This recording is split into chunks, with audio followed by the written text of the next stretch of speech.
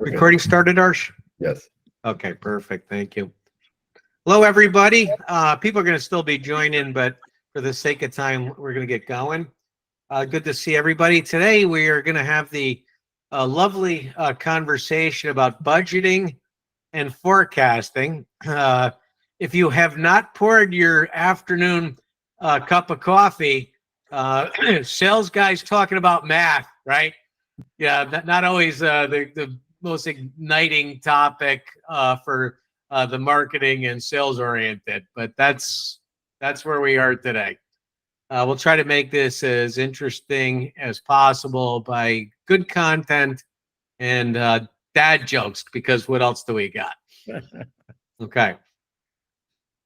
Just quick reminder, my name is Joe Matthews, and I'll be leading today, and my assistant, Arsh Kazi, who is going to take a bigger role in these sessions as we move into lead generation best practices starting next week.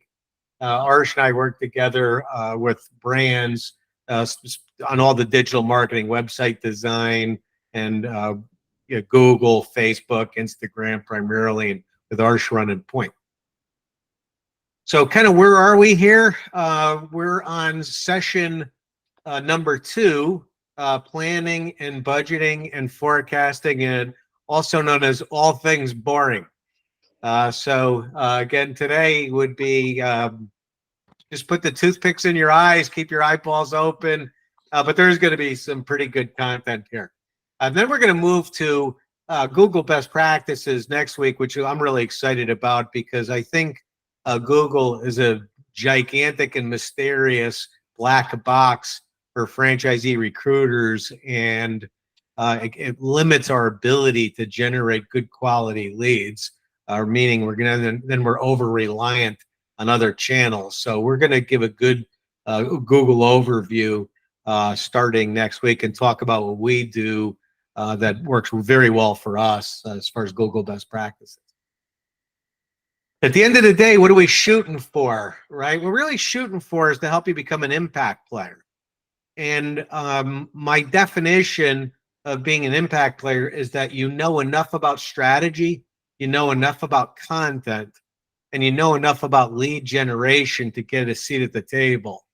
Is my experience with franchisee recruiters and my own personal experience within my own company is that we have 100% responsibility for generating franchisee recruitment results, but most recruiters don't have 100% authority on all elements of the buyer journey that are directly responsible for generating these results. So by the end of these 20 sessions, I want you to know enough to be dangerous to earn a seat at the table for lead generation, content strategy, which would include website, blogging, lead nurturing, overall strategy, which would include forecasting and budgeting like we're talking about today, and have it all be either tucked under you directly, or at least have you influenced in an influence position on these decisions as they're being made.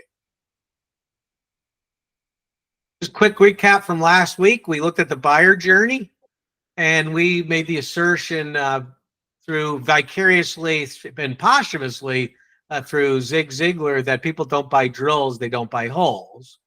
And we all came to the conclusion that people don't really buy a franchise. They buy a story about how their life is going to, and career or portfolio or net worth or finances are going to change predictably as a result of doing business with your franchise. So what they're doing is they're buying their own narrative. And that's why content, storytelling, and being able to influence the narrative is extremely important. And we'll get into that through all 20 sessions. At the end of the day, what is your value, right? So, and we talked about the importance of crafting the appropriate value proposition. A lot of times when I talk to franchisors and we try to establish a value, what they'll do is they'll give me the features of what their business, but they don't really tie it back to, well, okay, that's great. You have these wonderful features. In other words, it's a reversible drill, and it's got its own I shouldn't be talking about tools. Every time I pick up a tool, I bleed. It's got a battery that lasts 8 years, all the features of the drill. But at the end of the day, it's how does the drill make the hole? In other words, how does your business fit what it is they're looking for? Takes away their pain, produces the results, leverages their skills. Okay, helps them leverage their background experience, and maybe shores up a few weakness areas that they have. So at the end of the day, they can produce what they're looking to produce with the highest degree of probability relative to what their other choices are in the marketplace. And it's a simple math equation. The payout, or the perceived value of the payout, it's got to be higher than the perceived risk, or the deal stops. And we also had you take a look at your franchise opportunity website, because we all agreed, I think in the kickoff, we did a poll, and the average franchisee recruiter said that the buyer journey, in their own estimation, is 50% self-directed. In other words, it's 50% content streams. So the primary and most important content stream in the history of franchise sales, in my opinion, is the quality of the story on your franchise opportunity website. So we're talking about, what type of story is your franchise opportunity website telling, and what questions are they answering, and is there enough content, and are they answering enough questions, A, to earn you a conversation, and then B, get them past the 50-yard line as far as information gathering. In other words, is the content on your website adequate enough to satisfy their voracious, I'm going to call it a demand. It's not a request. It's a demand for more information. And then we also talked about one of the limitations of having a website is you can have a beautiful story, but it's non-linear, right? So franchise candidates are going to read chapter 1, then chapter 7, then chapter 2, and then chapter 19. And you can have the greatest story in the world, but if people are flipping through the book and reading these chapters out of order, the content may not stack well. So when we designed a website, we were talking about how we do PDFs, downloadable PDFs, where we do a much deeper dive. So we give them privileged information to entice them to fill out the form, and then a better story because it's in a linear form, so they can't jump around, right?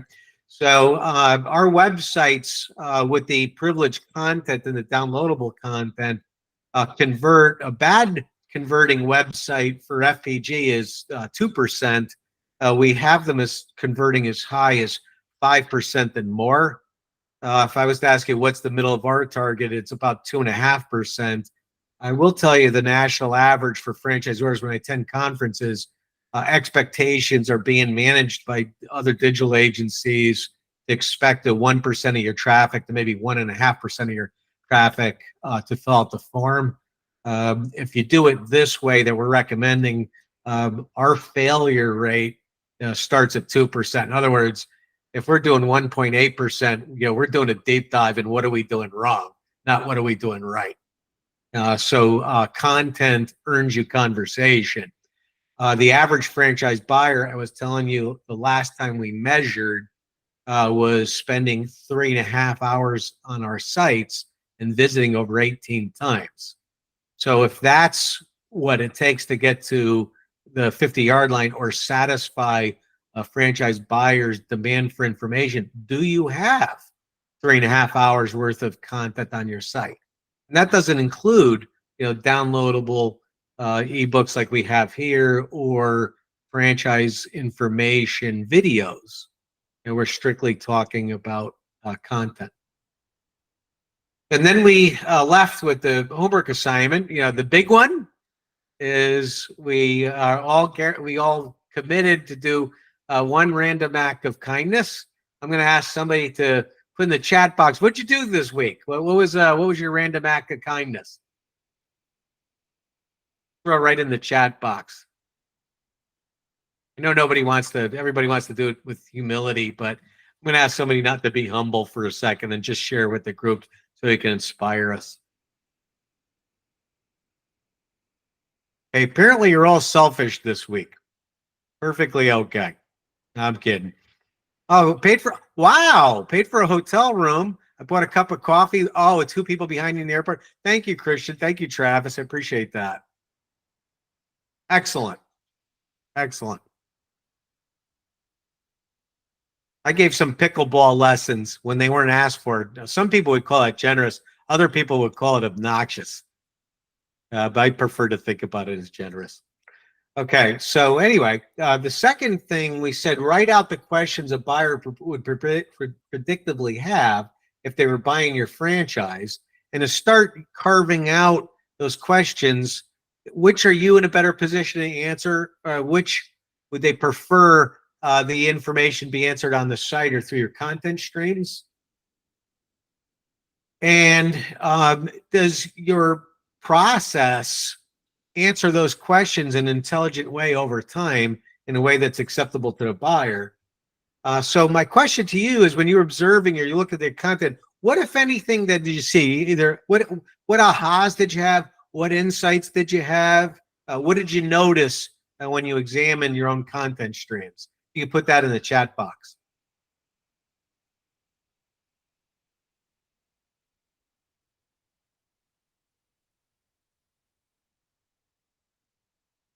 Looks like everybody was busy, Arsh, and nobody did the homework.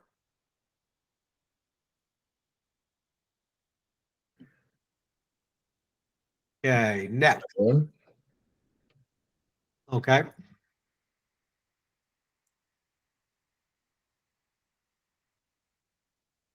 God said, "Will I be supported through the process?" And I'm not. And if you could come off of mute, I'm not sure I understand the question or the observation. So if you would engage with me, if you could take her off of mute, or if Anna, you could take yourself off of mute, that would be fantastic. Christian said our site has loads of information on it, but not sure it's the right information. It's actually a bit daunting.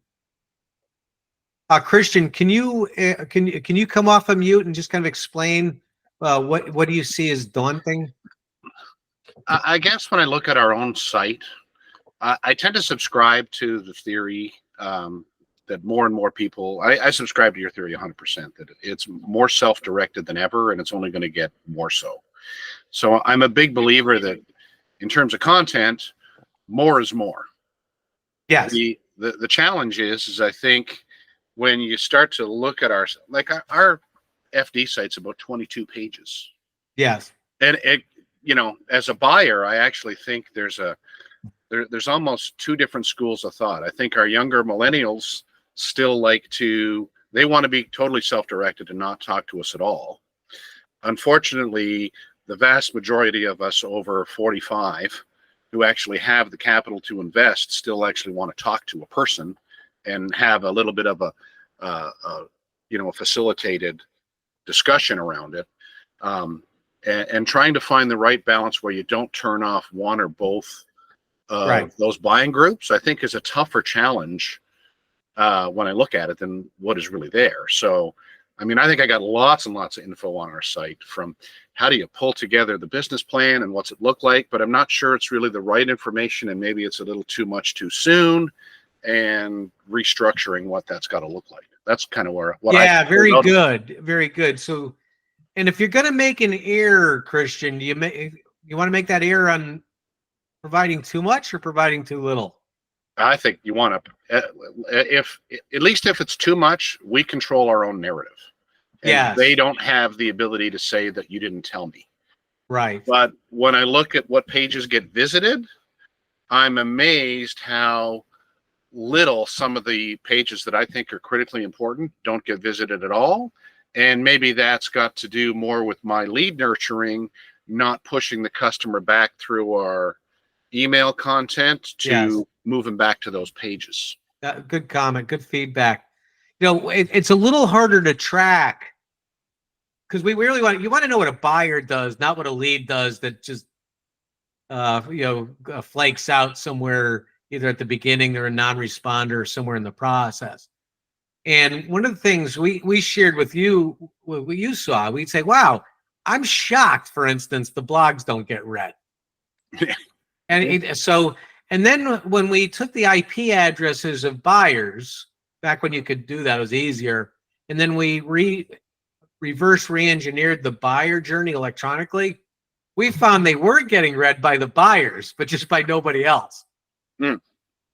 So I was going to abandon lead nurturing content and blogs in particular altogether until the data was pretty compelling that the blogs were being read. They were being read after they filled out the form, and they were engaging with the recruiter. And the people that bought were the ones that were reading a disproportionate share of the blogs. So some of content is kind of a step in faith, right? So saying, look, if they're going to put up 200,000, 300,000, 500,000, or $1 million, is the information risk mitigating and educational? And if it is, will they read it and then just take a step in faith that it's in their best interest that you do it? Yeah, no, I don't disagree. Yeah, I think more is more. Challenge. Oh, go ahead. I'm sorry. I said I think more is more. Part of the challenge when more is more, it's kind of like there was this house that was built where I used to live way up in the Berkshires. The house was built in the 1700s, maybe early 1800s.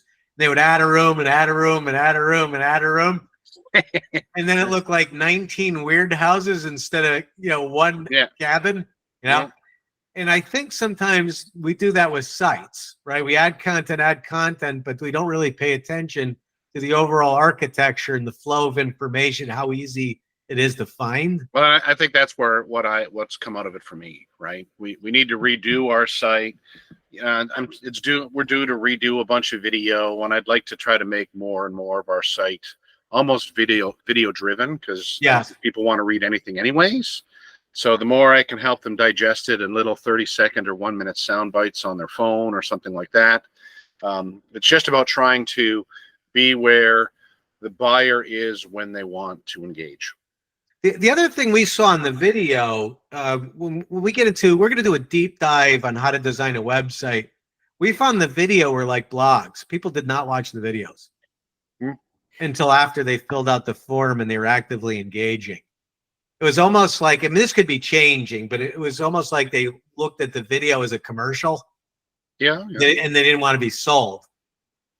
But when we fed them video after the fact, like the day in the life or franchisee testimonials or client testimonials or customer testimonials, then it became more palatable, and they watched them end to end. They'd watch it end to end. All right, really good feedback. Thank you for sharing. Thank you. Hi. I just wanted to answer your question. I didn't want to interrupt, but I did notice that a lot of I'm talking about leads at this point, not buyers. But is this Anna? Yes, it is. Oh, okay, got it. Thank you. A lot of leads are starting to be younger people, and they're the ones who really want to know if they're going to be supported through the process, because for a lot of them, it's their very first time doing something like this. Yes. So I have found that including that on our landing pages is important, and people like to see how they will be supported through the process. But I did also want to just give my opinion quickly. The blogs also help with SEO in order to be seen on Google first. And then you also want to make sure that they're informative if they want to read them afterwards. But also on these landing pages, what I try to do at least is I try to give just enough information that there's no huge questions being unanswered, but not so much information that they're not going to want to reach out to me. And that's the balancing. How do you know it's the right information? What measure do you use? Basically just trying to figure out what the biggest questions are when it comes I'm asking a different question. So what do you have a statistical measure that you use that would tell you that you hit it right? No. Okay, so it's more of a guttural feel type. It's not so much a guttural feel, it's just kind of seeing what people are saying afterwards. Got it. Okay. So if they're reaching out to ask me how much it costs, that means that's a huge question that should be on that page. Understood. And then Anna, what brand are you with? I'm in digital marketing. Oh, got it. Okay. So when you're so the answer, lead nurturing, yes. So yeah, some brands skew younger, some brands skew older, depending on a lot of things, right? For But sure. size of the investment certainly makes a difference on that. Yep, for sure. Okay, thank you. Thank you, Anna. Okay. So now we're going to get into budgeting and forecasting. So key performance criteria is pretty critical. Now, the key performance criteria and what I'm going to look at right now is going to be mostly lead generation driven, because we're going to be doing a module on franchise sales management where we'll get into more of the pipeline metrics. I'll touch on them today, so we know whether we're on track, off track, and what do we need to look at from a budgeting perspective. So my question to you guys, what are you currently measuring in particular on lead generation that would give you some directional information on forecasting and budgeting? If you could put that in the chat box. And then also if you have a value that you're looking for, like, you know, cost per lead, contact rate, application to lead, conversion rate on the website. If you put those in the chat box, that would be great. I'll yell them out as they come in. So overall leads, cost per lead, great. Close rates, conversion rates, excellent. Thanks, Joe Davis. Anyone else?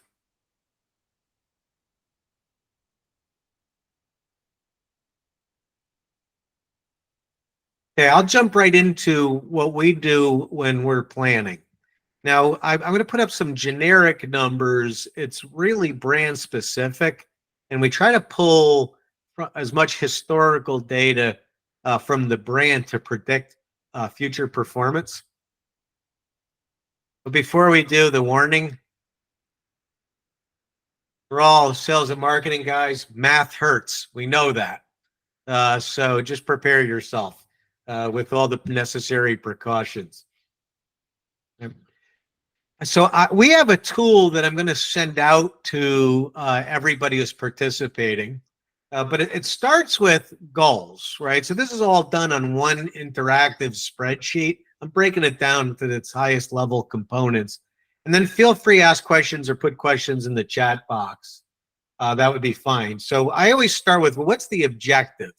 So this is presumably something that we would do in Q4 of, say, 2023 while we're budgeting for 2024. And early enough, right, that the dollars, you know, will impact Q1 of 2024. So we're on a 120-day lead to close ratio. You know, the January leads don't impact the objective.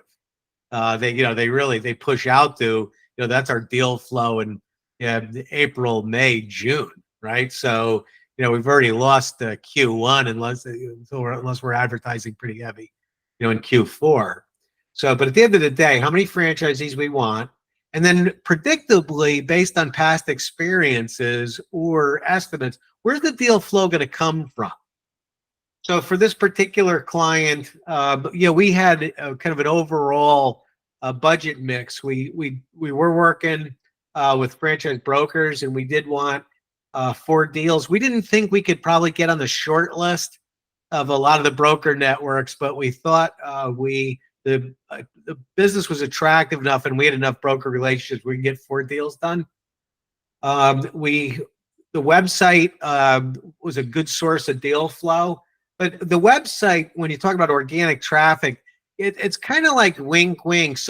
Where's that traffic really coming from at the end of the day, right? It's coming from some of the consumer spend that cuts over. And this assumes a franchise opportunity standalone site. You know, so it's either the cutover traffic from the consumer site, or it's paid advertising that we're doing on Google or Facebook or Instagram that just goes to the site directly. Google estimates that more than 50% of lead flow on paid advertising will go to the site directly and be untrackable to the ad vehicle. So when we're actually running our numbers, you always consider like things like cost per lead as directional, not absolute. You know, so I would say there's acceptable ranges. And if the overall advertising mix appears to be supporting the objective, don't change anything, because you really, if you're generating quite a bit of traffic through the franchise opportunity website, sometimes it's hard to source the traffic. Google's trying to do it with they call it look through, which is a report you can run, but it doesn't capture it all. Because iPhone's incognito, and then you've got all these other anti-cookie and spyware type stuff. So it's just a little harder for the digital marketers, as digital marketers would tell you. But yeah, so referrals from existing franchisees, and we could talk about that in a bit. A little bit of deal flow through portals. Now, if you have a PR budget, I like to. I always put it in one, so that way I'm not blowing the PR budget. But it's really hard to try out the deal flow back to PR sometimes. Because a lot of that traffic will come through the website and those blogs, and for SEO and such, would be directed to and found on the website too. Facebook, Instagram 3, and then Google search and display 5.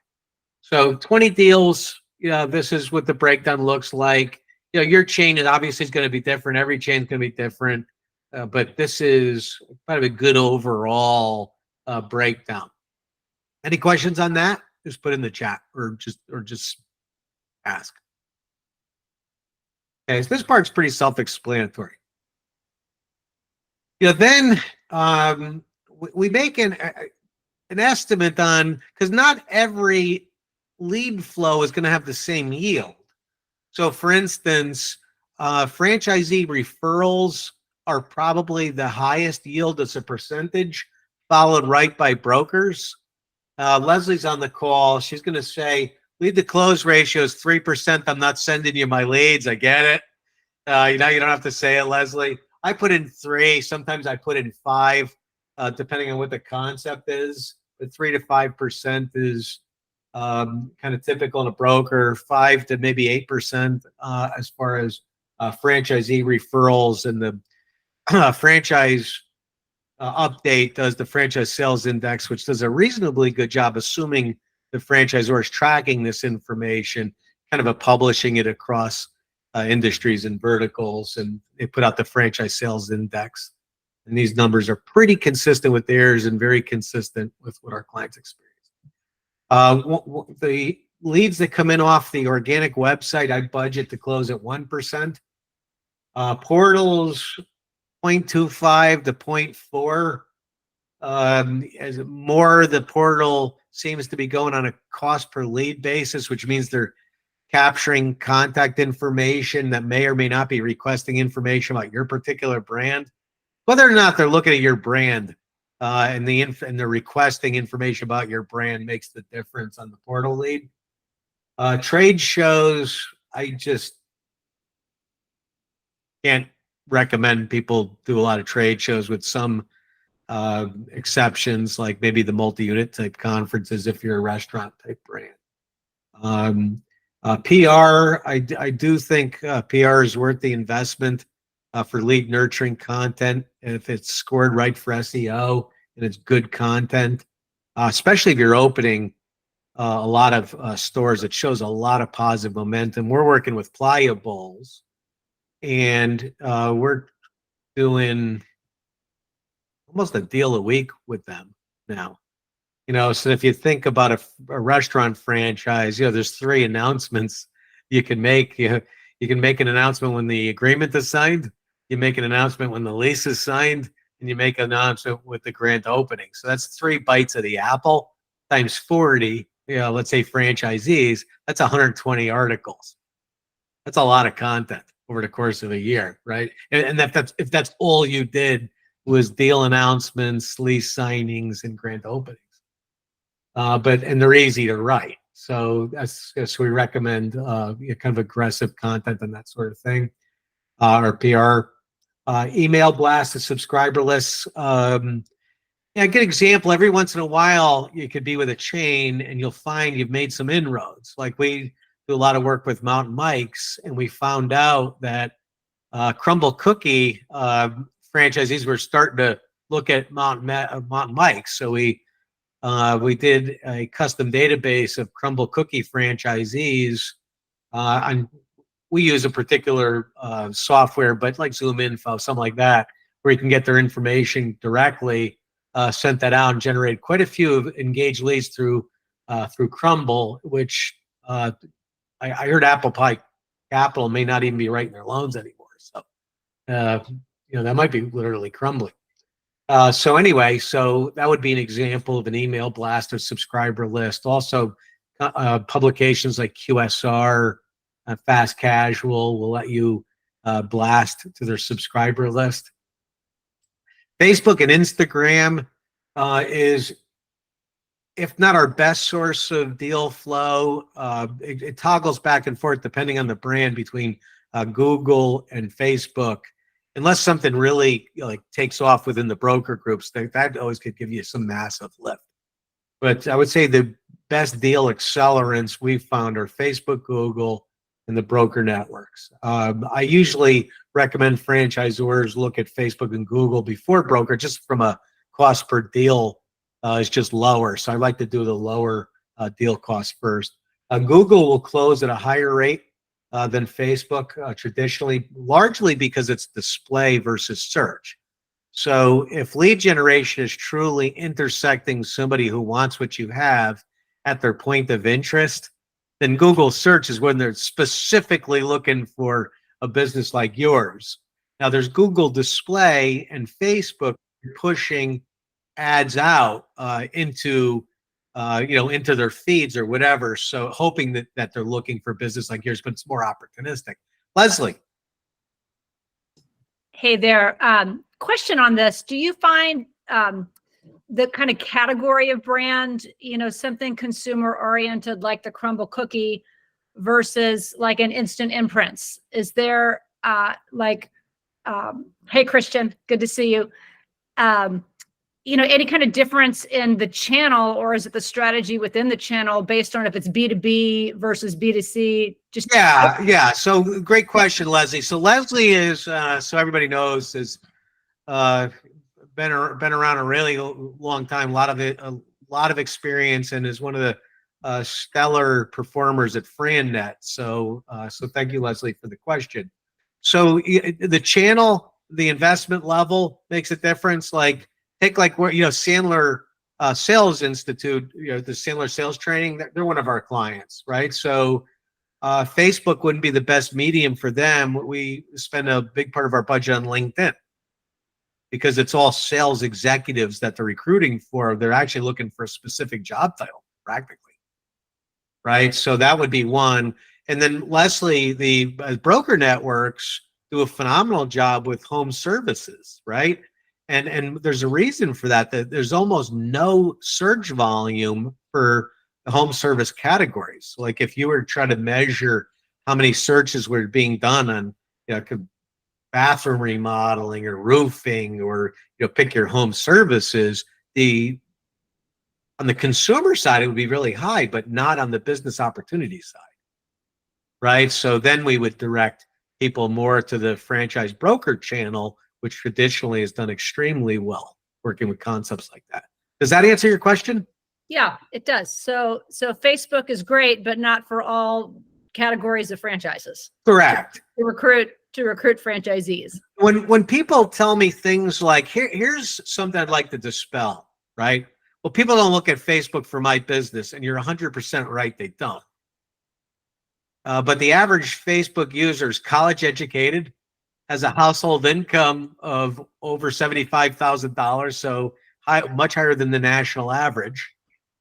And they're 35 to 54, which is the age group of people who buy, equally distributed over minority groups, equally distributed over men and women, right? So it's exactly who's buying a franchise. Right? It's just they're just not on Facebook looking for business opportunities, but there's over 1 billion people on the platform and the numbers work, and such that it's such a high volume of people that the numbers work. It makes sense. LinkedIn doesn't replenish like Facebook. So you'll see diminishing marginal returns on a platform like LinkedIn. Every 3 or 4 months, you'll see it dip. You know, you got to pull your ads, let it replenish, put it back in, or reduce your spend and put in other channels. But you know, Facebook and Google replenish so quickly that you just don't see diminishing marginal returns. So it's easier to plan. That answer your question, Leslie?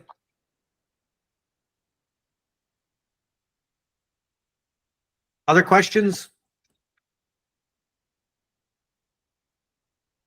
So from here, you can extrapolate based on your lead to close ratio and how many deals, if you go back to the previous slide, you're looking for. That will give you your annual lead count that you need. And then it will also give you your monthly target. Now, this is a little more simplistic than the real world.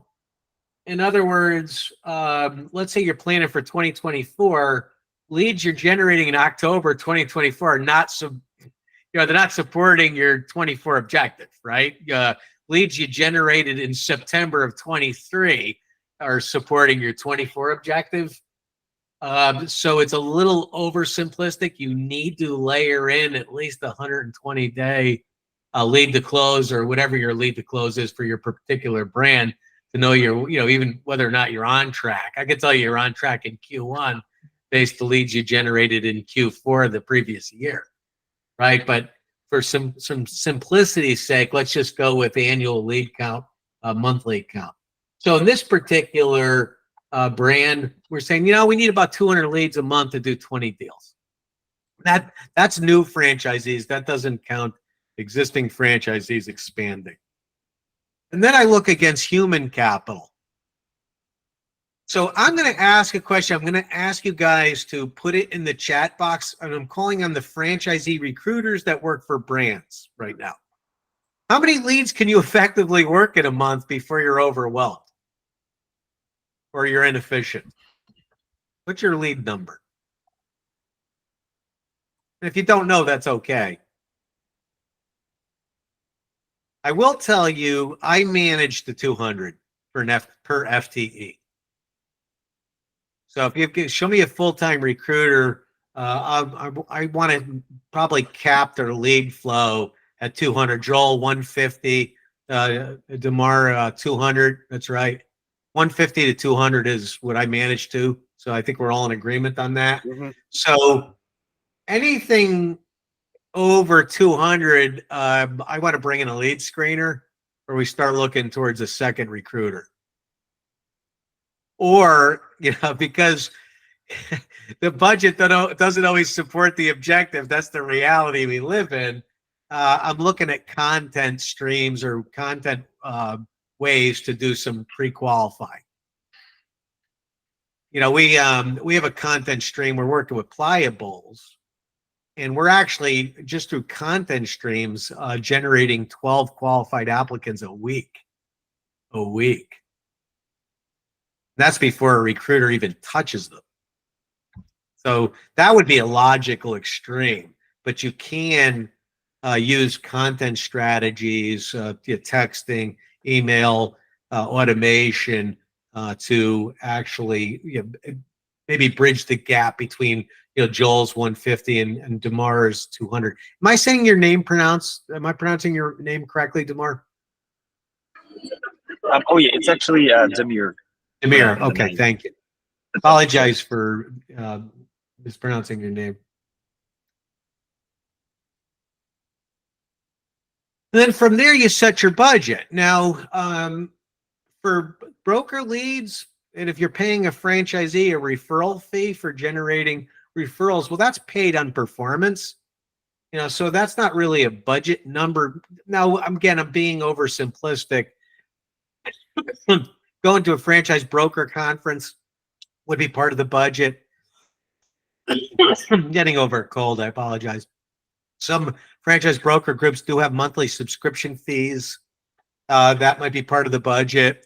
And some franchise brokers will shake it down for going to local events or things that certain brokers are doing that might be money you need to set aside to get on the short list. So that would be part of the budget.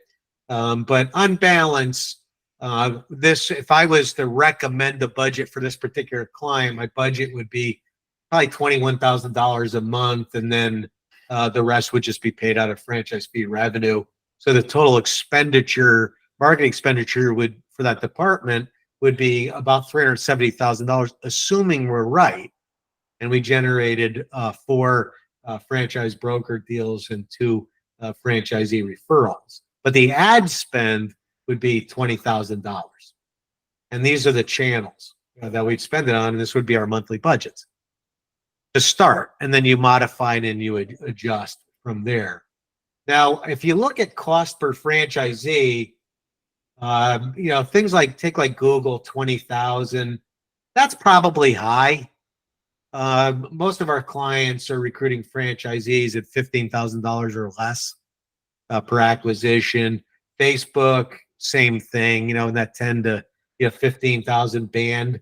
But for budgeting, I try to be conservative and saying like this is this might be the budget, the high side of the budget I need to support the objective. And then bring into my world.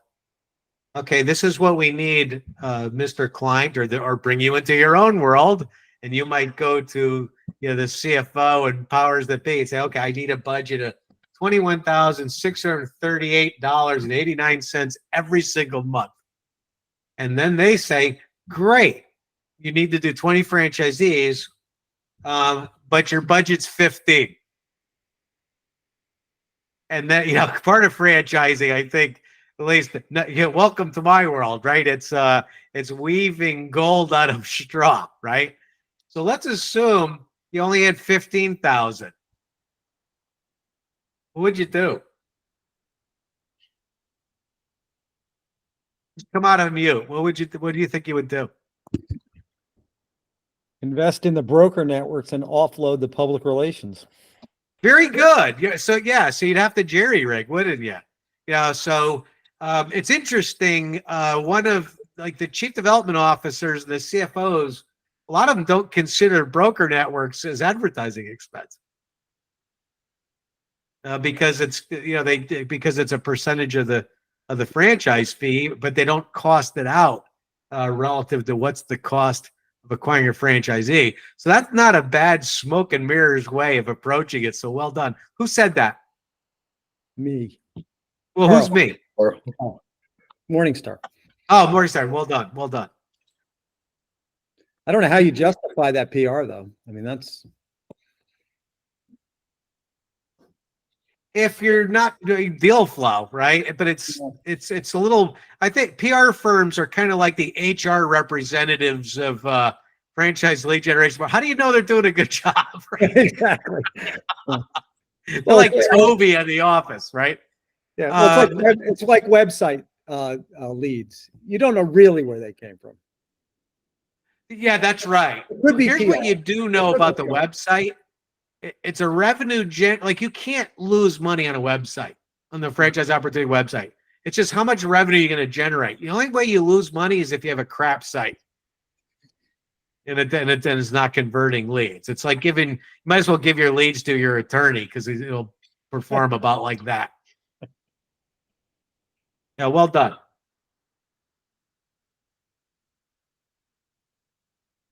Okay.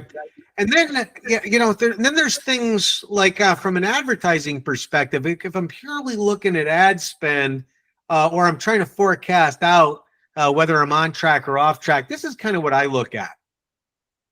So I make some basic, again, what's the past? The best predictor of the future is what's already happened in the past. That doesn't mean we can't be more efficient. That doesn't mean we can't improve. But I'd like to. I'm not a over-promise, under-deliver guy. I like to, if anything, do it the other way. Like, what can you count on me for?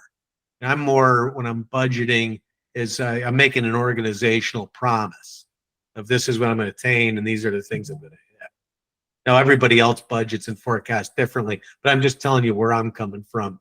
So when I look at that, I'm saying, okay, I want 100% of the leads to be pre-qualified, and maybe 10, depending on the concept.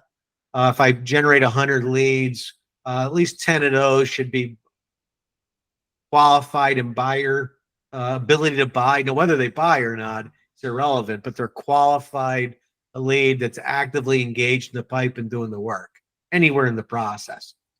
I lead to qualified applicant. I do see some fall off between starting a conversation and how many people actually send in their financials and their application. That's about 5% of leads. And then we generally will close anywhere from 25 to say 35% of those applicants. And then discovery day is a good litmus test too.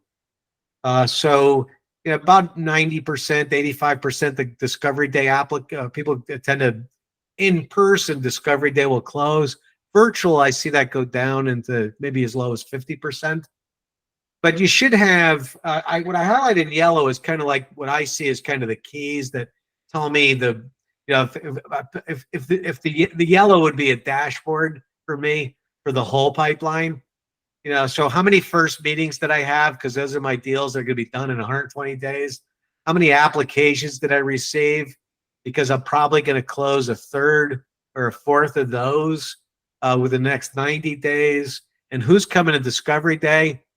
Because unless we screw that up, a good 85, 90% will close maybe within 30 days of attendance. So these are my 30, 60, 90, kind of 120 predictors. Does anybody else have any predictors that they use for the pipe that help them accurately predict the deal flow?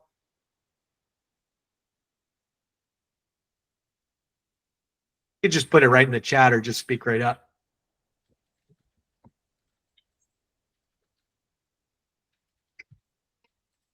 And I would say the number I look at least is lead to close as a blended rate.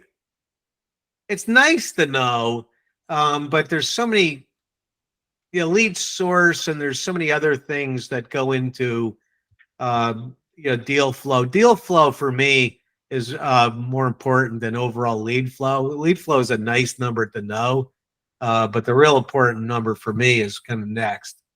Is does the pipeline support the objective?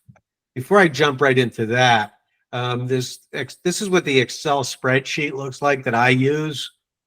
I will tell you, I have one of my partners on the phone who comes from a CFO background, spreadsheet wizard, Joe Davis. He's kind of going to cringe when he sees this, but this is good enough for me to do some good budgeting work, and it's pretty accurate. If I make accurate assessments, I'll send that out at the end of this session with the recording to everyone, so you can use something like that and fool around with it. Hopefully, use it to your benefit and the benefit of your brand. But one of the things we do on the agency side of our business, what we're tracking every single week, this is what we're looking at, right? I want to know, I already know how many leads come in. We track that daily, weekly, and monthly. So if I was just, I probably should have lead count on here, but we have another tool that tracks lead count. But I want to know that week, how many presentations did the franchisee recruiter make? And to support the objective for this particular client, I want to see 4 a week, or a little less than 1 a day. And then how many applications came in? Now, to do 40 deals, this one particular client has so many leads, and the human capital, the budget's not there for more hires. So we're engaging the lead at application stage. We're not engaging it at lead stage. That's just what we have to do to manage the human capital component. But I want to know, how many applications does it take per week to support the objective, so we kind of get a running tally. But most importantly, how many active leads in the pipe do I need right now to support the objective? So we're saying this particular brand needs about 18 running. at all points in time, right? So you can kind of see there's a data lapse in 2.4, but you can kind of see we stay on a steady state of somewhere between 18 and 20 candidates a week. And then we just finished the quarter we did 10 closes, and the goal is 40, so we're on track. So the 4 presentations a week, which is about what we've done since February, the number of applicants and the number of candidates in the pipe seem to be a good litmus test to know whether we're on track or not. So we hit our Q1 numbers, and we seem to have the pipeline activity, lead flow and pipeline activity to hit Q2. So those are kind of the key budgeting and forecasting numbers that we use, and the percentages we use to help us create budgets and forecasts and predictive indexes. So I'll stop here. And what questions do you guys have?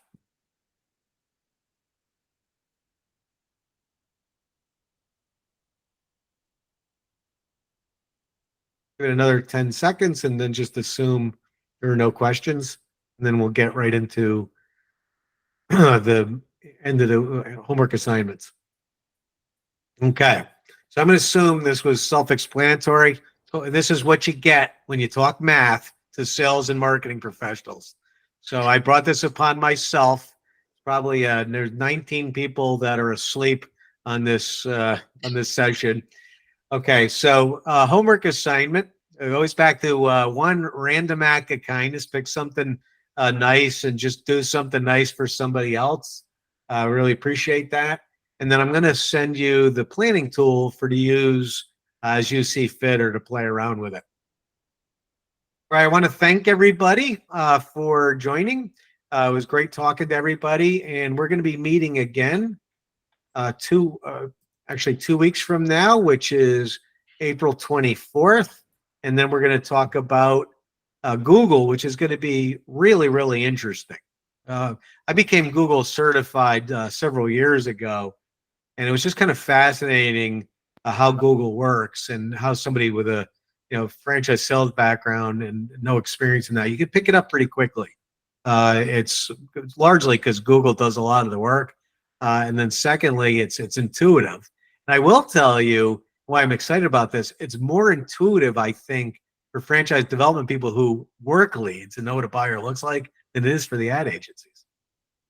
And that's part of the disconnect. All right. Thanks, everybody. Have a great rest of the day. And we'll send you this recording when it's available in a few days. All right, God bless. Awesome. Thanks.